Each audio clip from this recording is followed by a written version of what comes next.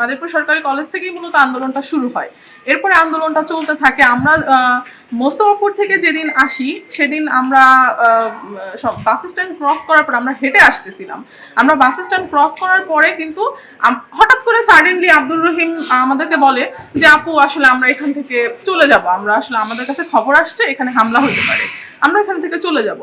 তো আমাদের সাথে যখন একজন আন্দোলনকারী ভাই এই কথাটা বলবে যে এখানে হামলা হইতে পারে, আমাদের সাথে অনেক ছোট ভাই বোনেরা ছিল, আমরা নিশ্চয়ই সেই জায়গাটা থেকে সরে আসছি। ফাইন, আমরা এখন বাসায় চলে যাই, কারণ আমাদের ছোট ভাই বোনদের একটা লাইফ রিস্ক থেকে যায়। মূলত আন্দোলনটা হয় যেদিন আন্দোলন থেকে পোলাপান মার খেয়ে যখন মাদারীপুরের দিকে ব্যাক করতেছিল, তখন আমরা বাস স্ট্যান্ডটা ক্রস করার পরে আমাদেরকে আব্দুর রহিম নামের একটা ছেলে বলে যে আপু আমরা এখান থেকে আসলে চলে যাব, কারণ এখানে হচ্ছে হামলা হবে, এটার আমরা আপডেট পাইছি।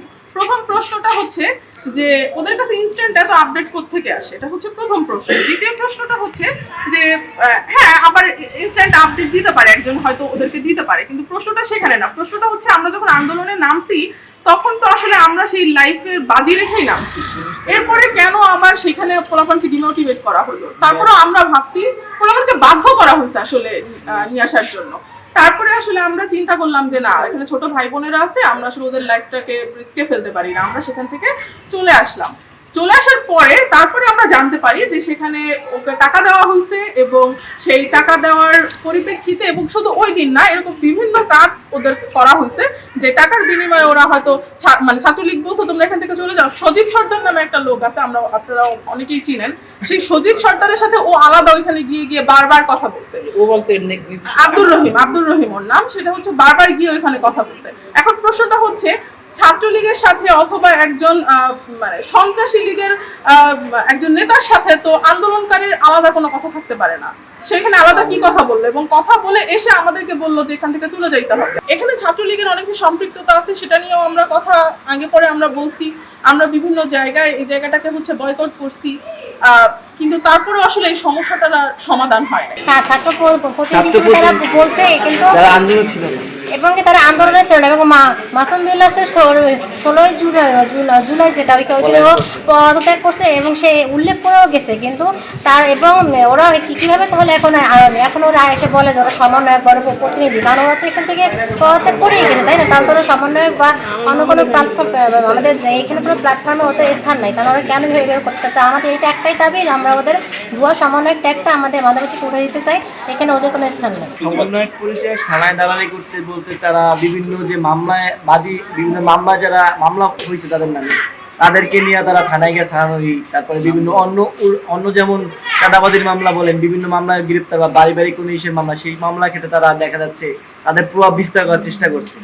সেই ক্ষেত্রে যারা মূলত সমন্বয়ক, এই যে বিগত দিনে যারা সমন্বয়ক পরিচয় বা সমন্বয়ক যারা যাতায়াত যারা, তারা এই কাজগুলো করছে। এখানে হাসিবুল্লাহ আছে, আব্দুর রহিম আছে, নিয়ামতুল্লাহ আছে, তারপরে মাসুম বিল্লাহ আছে, শেখ রুমান, শুভ হাওলাদার, তারপরে পাবেল আছে, তাদের সাথে আরো কিছু আছে যারা জুনিয়র, তাদের সহকারী হিসেবে থাকে, তাদের নামগুলো আমরা উল্লেখ করলাম না। আর এদের ম্যাক্সিমাম ব্যাকগ্রাউন্ড কি আসলে কলেজের, তাদের মধ্যে হাসিবুল্লাহ যে আজকে তাদের মেন দাবি করতে, সে আন্দোলনের সময় মাদারীপুর ছিল কিনা ইভেন আমি দেখিনি। আমি 10 তারিখ থেকে আন্দোলনের সাথে সম্পৃক্ত, মাদারীপুর একদম 4 তারিখের যে প্রোগ্রামটা ওইটা পর্যন্ত আমরা দিছি, ওই প্রোগ্রামে পর্যন্ত আমি তাদেরকে কোনো জায়গায় দেখিনি তাকে, কিন্তু তাকে আমি উদয় দেখছি সেখান থেকে 5 তারিখের পরে তারও অনেক পরে দেখছি তাকে, সে উদয় হয়েছে। তো এই লোকটা কিভাবে এখানে দাবি করে? তারপরে এই যে এদের অনেককে আমি দেখিনি। পাশাপাশি এই যে এই শেখ রুমান, তার ছবি এমন কোনো, তার ছবি বিগত দিনের আমাদের মেয়র, যে আওয়ামী লীগের যে মেয়র ছিল তার সাথে, বিগত দিনে যে আমাদের যে এমপি তার সাথে, তাকে ইভেন এইভাবে সবার সাথে দেখা যায়, প্রতিটা দলের সাথে। সে কোথা থেকে আন্দোলনে আসলো?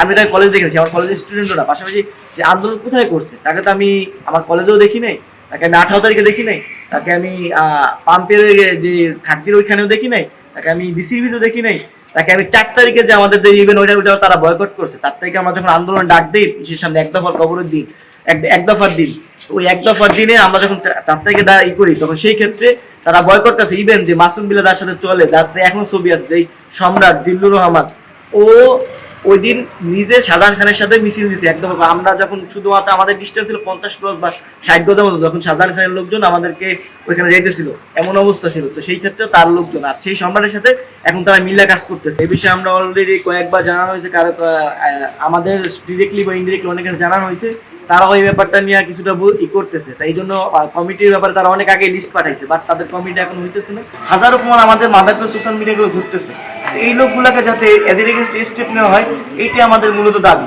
এবং পাশাপাশি আহত নিহত লিস্টে যে কারচুপিটা হয়েছে, এইটা যেন পুনর্বিবেচনা পুনঃতদন্ত করা, এটা আমাদের এই দুইটা দাবি নিয়ে আজকে আমাদের মূলত সংবাদ সম্মেলনটা।